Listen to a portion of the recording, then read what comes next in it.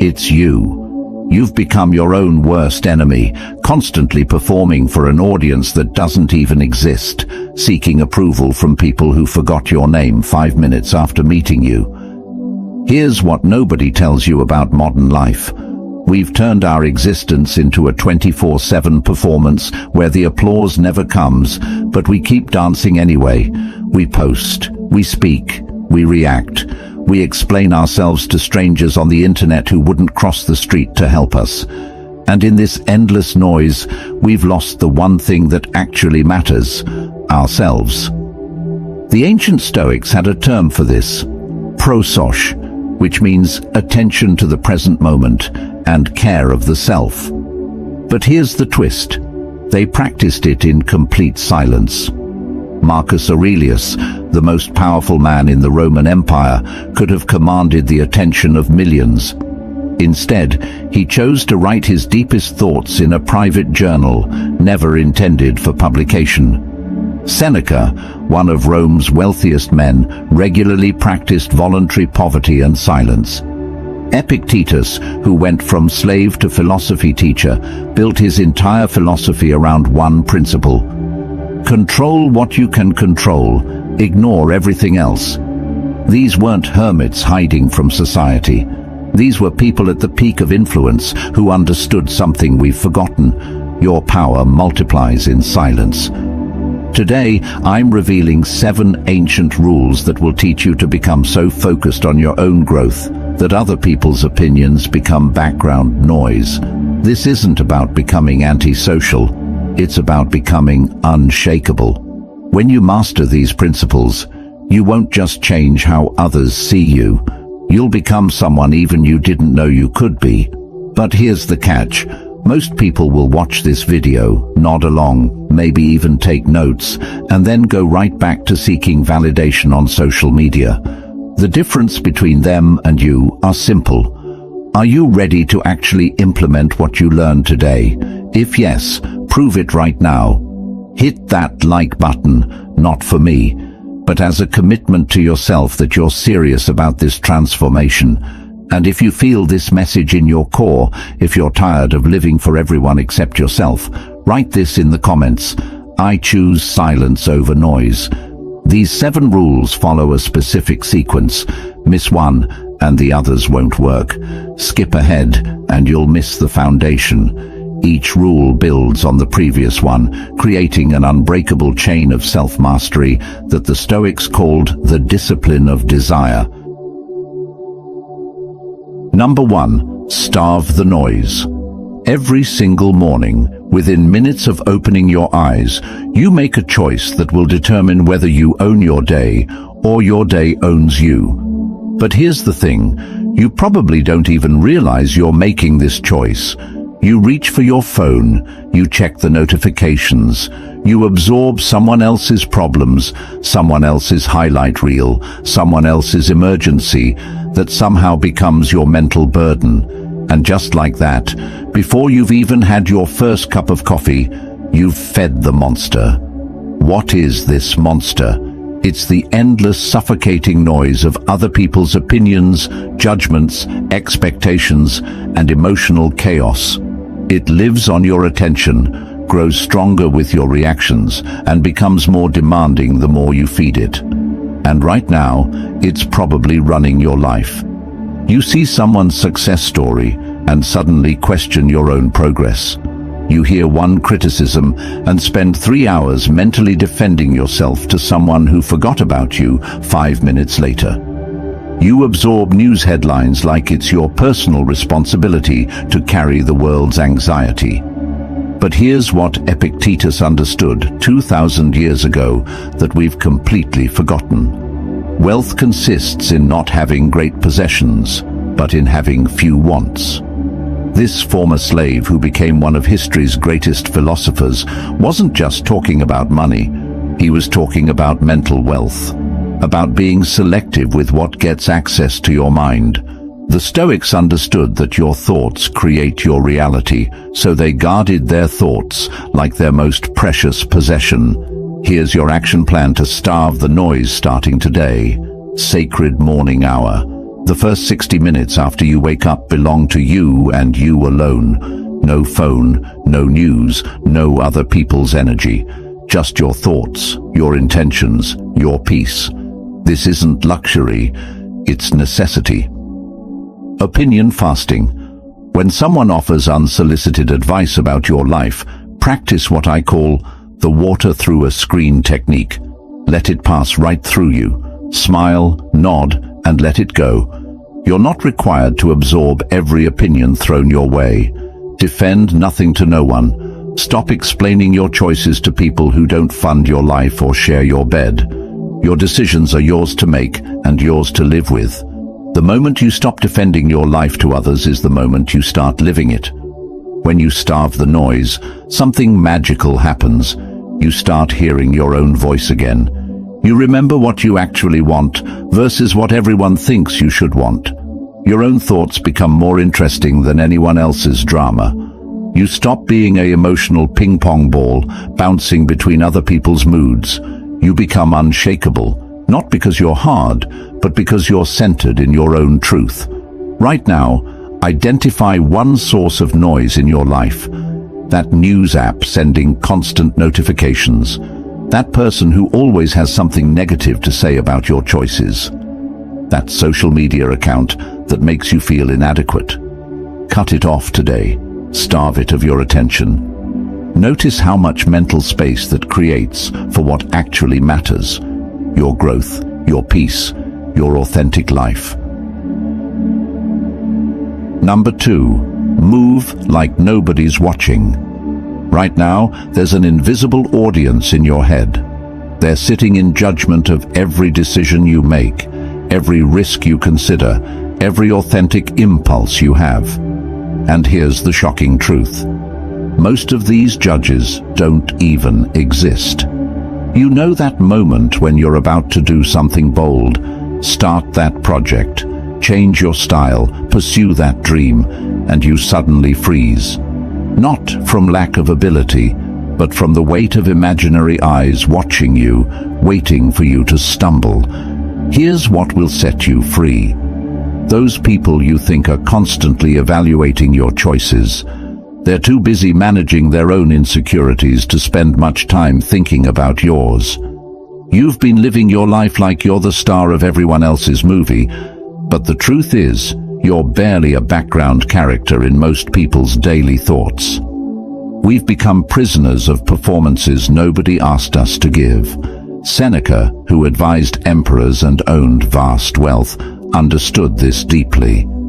Every new beginning comes from some other beginning's end. But here's what he knew that we've forgotten. Most people never experience that new beginning because they're too terrified to end the exhausting performance they've been putting on for everyone else. The Stoics called this authentic action, making decisions from your true nature, not from fear of judgment. But here's the deeper truth that will shock you. The person watching you most critically isn't other people, it's you. You've become your own harshest critic, your own biggest obstacle, your own prison guard. You've internalized so many voices, so many expectations, so many shoulds that you can't distinguish your authentic desires from borrowed fears anymore. Here's how you break free starting today. Reality check practice. When that voice says, "What will people think?" Ask yourself, which specific people? And why does their opinion matter more than my authentic expression? Most of the time you'll realize you can't even name these mysterious judges. The authentic action test.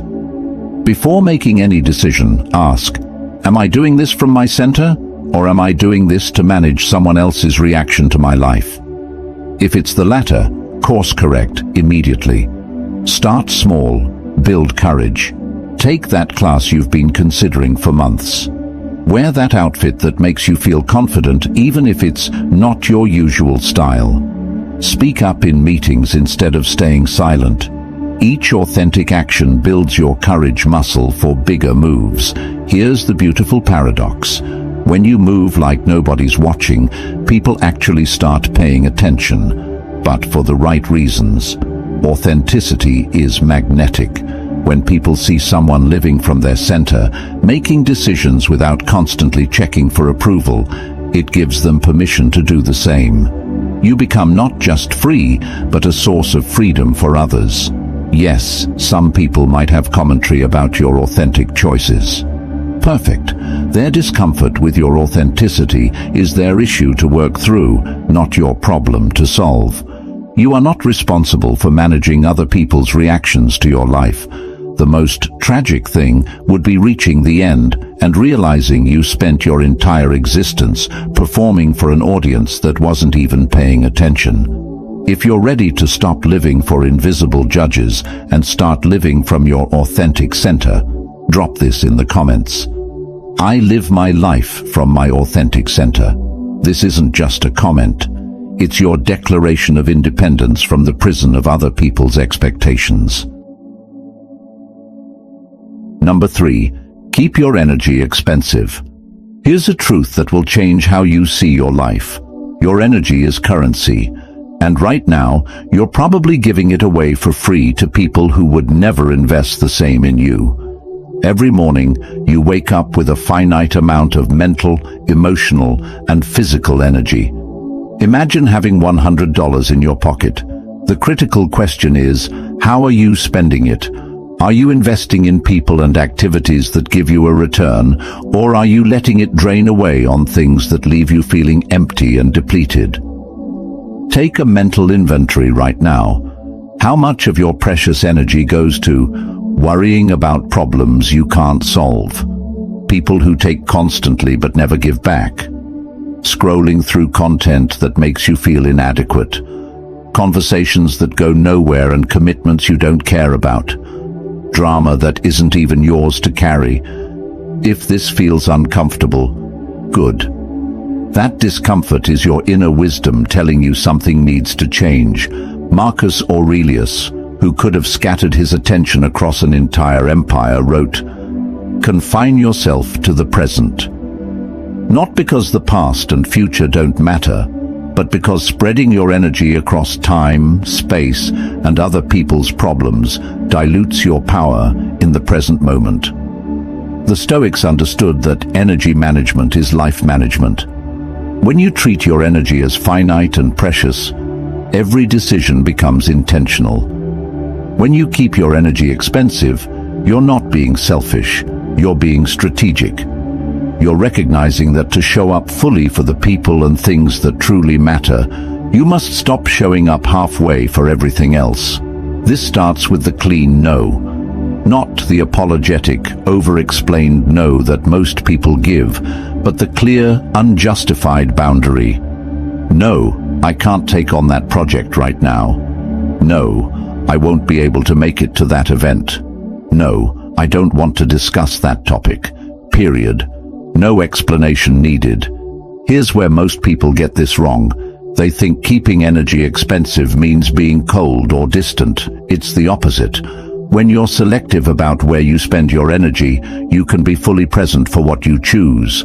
Instead of being half engaged in 10 conversations, you're completely engaged in 2 meaningful ones. Think about the people who always seem calm and genuinely interested when you talk to them. They're not the people who say yes to everything. They're the people who have learned to invest their energy wisely. Here's your energy investment strategy, the value filter. Before committing your energy, ask, will this add genuine value to my life or the lives of people I care about? If the answer isn't a clear yes, it's a no. The motivation check. Am I doing this from fear, guilt, or obligation, or from genuine interest and alignment with my values? The opportunity cost. Question, is this the best use of my energy right now, or am I just filling time? When you keep your energy expensive, something powerful happens.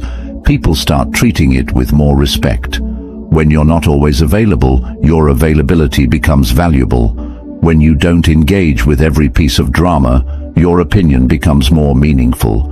When you choose your battles carefully, your support becomes more impactful. Your friends and family get the best version of you Because you haven't given away all your best energy to energy vampires and digital distractions. The world will try to convince you that being generous means giving your energy to anyone who asks. But true generosity requires wisdom. You can't serve from an empty cup. When you treat your energy as precious, you ensure you always have enough to give meaningfully when it truly matters. Right now, identify one area where you've been giving your energy away cheaply. That toxic group chat. That person who calls to complain but never takes advice. That habit of doom scrolling when you're already down. Cut it off today. Redirect that energy towards something that actually serves your growth.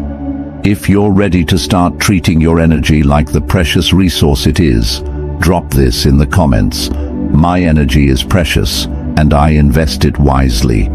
This is your commitment to becoming the CEO of your own energy portfolio. Number 4, kill the echo chamber. Right now, you're living in a bubble, and I don't mean that as an insult. We all are. The terrifying part is that most people don't realize their bubble exists until it's too late. Until they've made life-changing decisions based on incomplete information, until they've missed transformational opportunities because they only listened to voices that sounded exactly like their own. Your echo chamber runs deeper than politics or social opinions. It's the friends who always validate your complaints without challenging you to grow. It's the algorithm feeding you content designed to confirm what you already believe. It's the routine so comfortable that you've stopped questioning whether you're actually growing or just staying the same in increasingly sophisticated ways. Here's something that will blow your mind. Socrates, considered the wisest man in Athens, built his entire philosophy around one radical idea. The only true wisdom is in knowing you know nothing. While everyone else was certain they had all the answers, he was the only one brave enough to admit he might be wrong. That intellectual humility made him the wisest person in the room. Your echo chamber does the opposite. It makes you feel wise while keeping you ignorant. Here's the uncomfortable truth. If everyone in your circle agrees with everything you say, one of two things is happening. Either you're surrounded by people who don't feel safe being honest with you, or you've unconsciously selected people who will never challenge you to be better than you are right now. Comfort is the enemy of growth. When everyone around you thinks the same way, acts the same way, wants the same things, you stop evolving. You become a more sophisticated version of who you already were, instead of discovering who you could become. Killing the echo chamber doesn't mean seeking conflict or surrounding yourself with people who tear you down. It means intentionally exposing yourself to perspectives that make you think, not just feel validated. But here's where most people mess this up. They think diverse perspectives means arguing with strangers on the internet. That's not wisdom seeking, that's entertainment. Real growth comes from engaging with ideas in good faith, from people who can teach you something you didn't know you needed to learn. Examine your mental diet right now. What books are you reading? What podcasts are you consuming? What conversations are you having? What advice are you taking? If they're all confirming what you already believe, you're not learning, you're just reinforcing. And reinforcement without growth is sophisticated stagnation. Are you getting guidance from people who have achieved what you want to achieve, or from people stuck in the same places you're trying to leave? Are you learning from people who have solved the problems you're facing, or from people facing the same problems without solutions? The most successful people didn't get there by surrounding themselves with people who thought exactly like they did. They sought out mentors who challenged them, read books that stretched their thinking, and put themselves in rooms where they were the least experienced person. This also means silencing the familiar voices in your head that always say the same limiting things. You can't do that because you've never done it before. You should play it safe because that's what you've always done. You're not ready because you don't feel confident yet. Replace those stale scripts with fresh questions. What would someone who has what I want do in this situation? What would I attempt if I knew I couldn't fail? What opportunities am I missing because I'm looking through the same old lens? When you kill the echo chamber, you discover something powerful. You're more resilient than you thought. Your ideas can withstand scrutiny. Your decisions can handle being questioned. And when they can't, you learn to make better ones.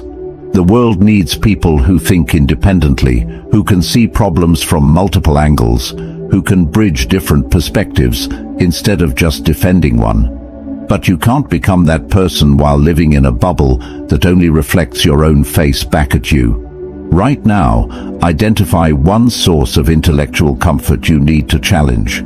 Maybe it's adding a book by someone who sees the world differently than you do. Maybe it's having a genuine conversation with someone from a different background. Maybe it's questioning one assumption you've never examined. Number 5. Watch, don't react. Picture this scene. Someone says something that bothers you. Within seconds you're responding. Your fingers are moving before your brain has processed what happened. Later, sometimes minutes, sometimes hours, you realize your reaction made everything worse. Sound familiar? We've become addicted to reacting. We react to news, social media posts, other people's moods, traffic, weather, things that happened years ago that we can't change. We've turned our lives into one exhausting reaction to everything except our own chosen path. But here's what the Stoics understood that we've forgotten. Between every stimulus and response, there's a space. In that space lies your power to choose.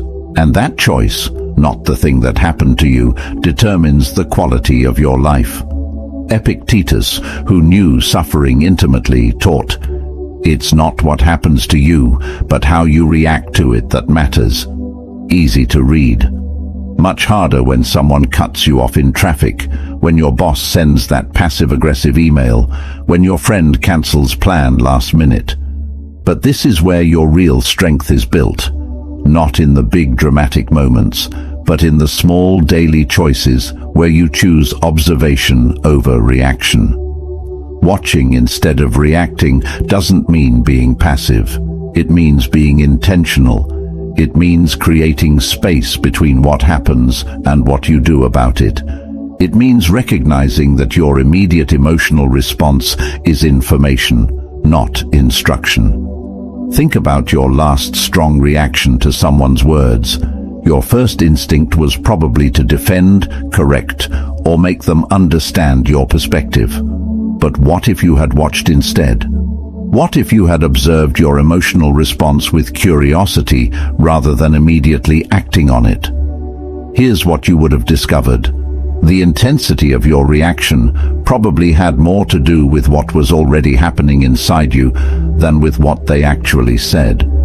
Maybe you were already stressed, already insecure about that topic, already frustrated from something else. Their comment was just the match that lit a fire already prepared to burn. When you watch instead of react, you start seeing patterns. You always get defensive when people comment on your choices. You get angry when feeling misunderstood, but that anger never helps you feel more understood. Your reactions often create exactly the situations you're trying to avoid. But here's the beautiful thing about watching. It gives you options. When you're reacting, you have one choice, whatever your emotions demand in that moment. When you're watching, you can ask better questions. What outcome do I actually want here? Will this response move me closer to that outcome or further away? Is this worth my precious energy? Response comes from your wisdom. Reaction comes from your wounds. Response considers the bigger picture. Reaction only sees the moment. Response asks, what's most helpful here? Reaction asks, how can I make this stop hurting right now? This looks like pausing before sending that text, taking 3 conscious breaths before responding to criticism, asking, is this true and does it matter? Before letting someone else's mood determine your day. watching yourself with the same curiosity you'd watch a fascinating documentary. When you notice you're getting triggered, instead of judging yourself, get curious. Interesting, I'm having a strong reaction to this. What's that about? This self-observation puts you back in the driver's seat of your emotional experience. The people who seem unshakable aren't those who never experience strong emotions. They're the people who have learned to watch their emotions without being controlled by them. They feel the anger, frustration and hurt, but don't let those feelings make their decisions. When you master this, something magical happens. Other people's chaos stops becoming your chaos. Their urgency doesn't become your emergency. Their bad day doesn't ruin your good mood. You become like a mountain, aware of the weather, but unmoved by every storm. Starting right now, the next time you feel that familiar surge of reaction, whether annoyance, anger, or even excitement, pause. Watch it. Notice where you feel it in your body. Observe your thoughts without immediately acting on them. Then, from that space of awareness, choose your response. Number 6. Turn your back on clout. Let me tell you about the most dangerous addiction of our time. It's not something you inject or inhale. It's something you refresh, scroll through, and measure in likes, shares, and comments. It's clout, and it's destroying more dreams than any substance ever could. Right now, there are people spending more time crafting the perfect post about their goals than actually working toward them. Entrepreneurs who know more about building their personal brand than building their business. Artists creating content about their art instead of creating actual art. The saddest part? They don't even realize they've swapped the real thing for the performance of the thing. Clout is seductive because it gives you the feeling of accomplishment without requiring actual accomplishment. You post about your morning routine and get validation that you're disciplined. You share a motivational quote and feel wise. You document your gym session and feel fit. But feeling like you're doing something and actually doing something are two completely different universes. The Roman Stoic Seneca warned about this thousands of years ago. It is a shameful thing to be weary of inquiry when what we search for is excellent. When you're more focused on appearing excellent than becoming excellent, you've lost the plot entirely. Here's the brutal truth. Clout is a rigged game. The platforms decide what gets seen. The algorithms decide what gets rewarded. The crowd decides what gets celebrated. You're putting your sense of accomplishment in the hands of systems and people who don't know your goals, your values, or your definition of success. When you chase clout, you start making decisions based on what will look good rather than what will be good. You choose workouts that look impressive in photos rather than ones that serve your fitness goals. You take on projects that sound good in your bio rather than ones that develop real skills. You share struggles that make you look relatable rather than working through struggles that would actually change your life. We've been conditioned to believe that if something isn't documented, it didn't happen. But here's the liberating truth. Those undocumented moments are often more valuable than the documented ones.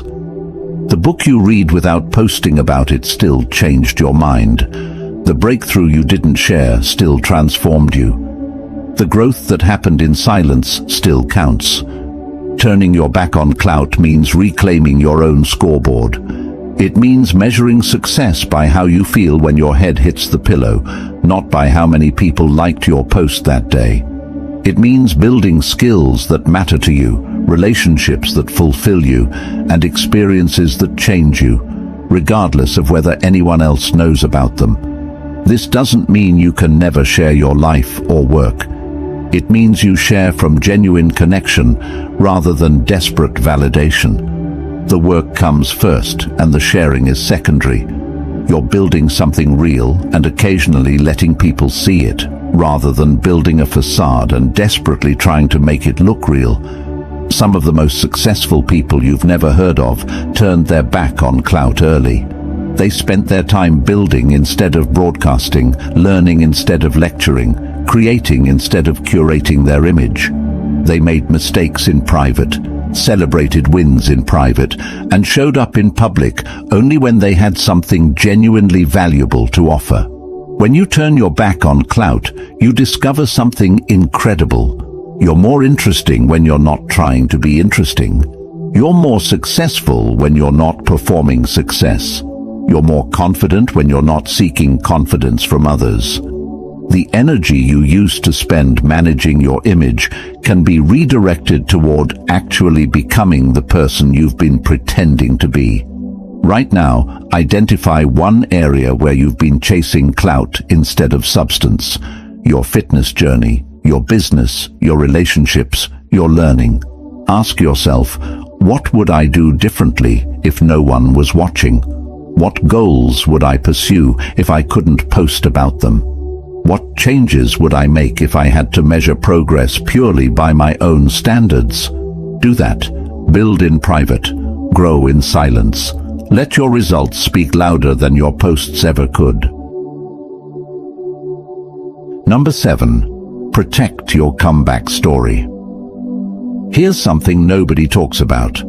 Right now, while you're focused on other people's opinions, distracted by noise and chasing external validation, life is preparing you. Here's something nobody talks about. Right now, while you're focused on other people's opinions, distracted by noise, and chasing external validation, life is preparing you for something bigger. The setbacks you're facing, the challenges you're navigating, the quiet moments when nobody's watching, they're all chapters in your comeback story. But here's the catch. You can't write a comeback story if you're constantly giving away the plot. You can't build something extraordinary if everyone knows exactly how you're building it. And you definitely can't surprise the world with your transformation if you're documenting every step of the process. Your comeback story isn't just about recovering from failure. It's about the version of yourself you're becoming when no one is paying attention. It's about the skills you're developing in private, the character you're building in silence, the dreams you're nurturing away from the noise of other people's expectations. Marcus Aurelius, who wrote some of history's most powerful insights in his private journal, never intended for his thoughts to be read by others. He wrote, "Waste no more time arguing what a good person should be. Be one." He understood that the most important work happens away from the audience, in the quiet moments when you're accountable only to yourself. Right now, you have an opportunity that most people waste. The chance to completely reinvent yourself while the world isn't watching. While everyone else is busy performing their lives online, you can be actually building a life worth living. While they're chasing the appearance of growth, you can be experiencing actual growth. Protecting your comeback story means protecting the space where your real transformation happens. It means not sharing every insight you have, not documenting every step of your journey, not seeking validation for every change you make. It means being comfortable with the gap between who you're becoming and who people think you are. This is sacred work. The late nights when you're learning new skills, the early mornings when you're building discipline, the moments when you choose growth over comfort. These aren't content for social media, they're the foundation of your future self. But protecting your comeback story isn't just about privacy, it's about energy conservation.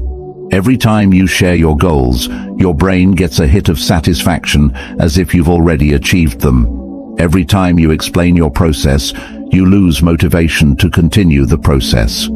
Every time you seek validation for your progress, you become dependent on external approval instead of internal drive.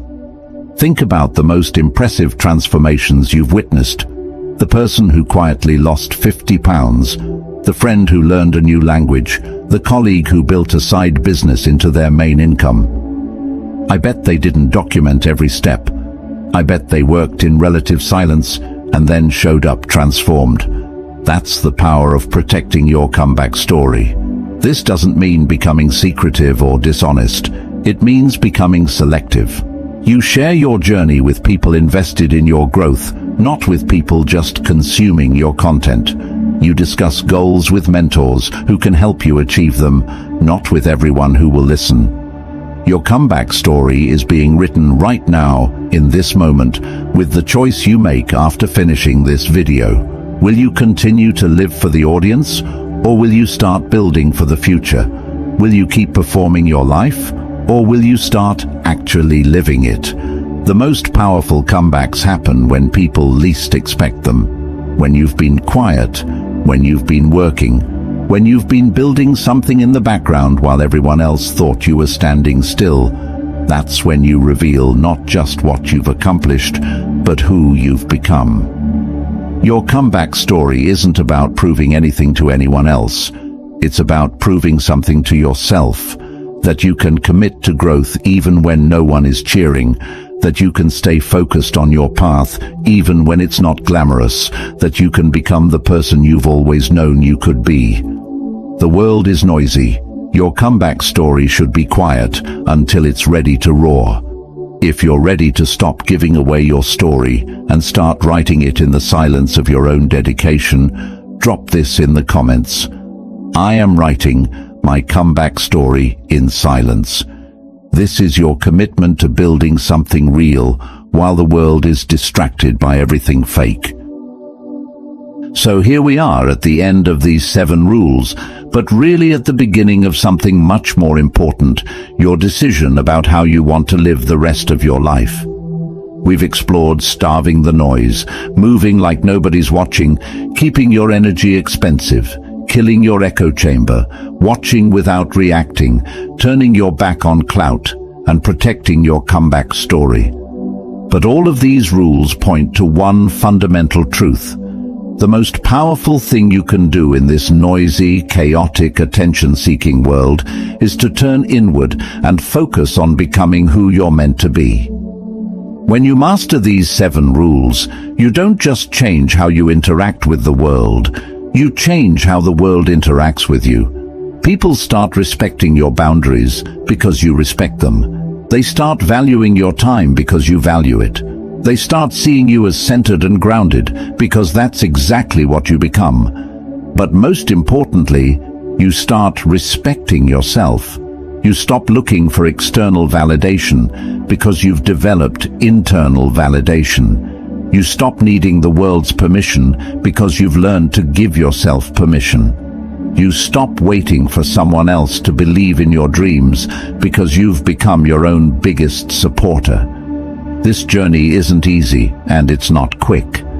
In a world that promises instant everything, choosing the slow path of internal growth can feel frustrating. But that's exactly why it's so powerful. While everyone else is chasing the next quick fix, the next viral moment, the next external high, you're building something that can't be taken away from you, unshakable inner strength.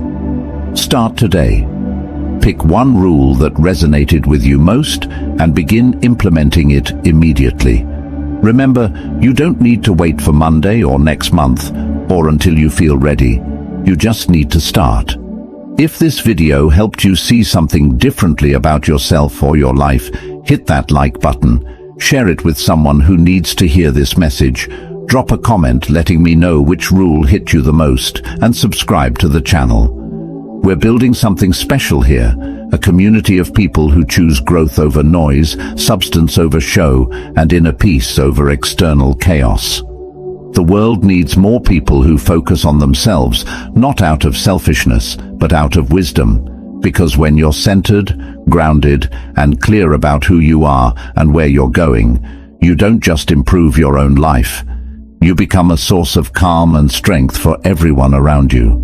Your journey toward unshakable inner strength starts now. This isn't just the end of a video. It's the beginning of your transformation.